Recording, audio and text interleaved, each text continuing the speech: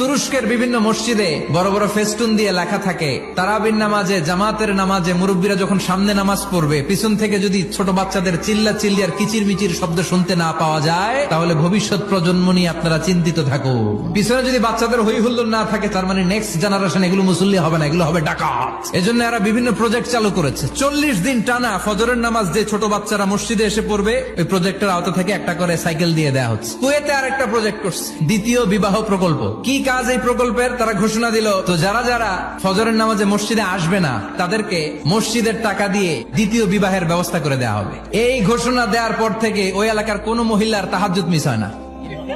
ফজর তো অনেক দূরে, তাহাজ্জুদের সময় থেকে হাজবেন্ডে ডাকা শুরু করে, মসজিদে যাও। অনেক দেশে তারাবি পড়েছি রামাদানে, ছোট বাচ্চারা পিছনে অনেক কিচির মিচির করে। হঠাৎ অ্যানাউন্সমেন্ট দেয়, বাবা মারা ছেলে মেয়েদেরকে শান্ত করেন। কিছুক্ষণ শান্ত, 2 রাকাত পর আবার চিল্লাচিল্লি। এজন্য ছোট বাচ্চাদেরকে মসজিদ থেকে তাড়িয়ে দেওয়া যাবে, এদেরকেও নিয়ে যান।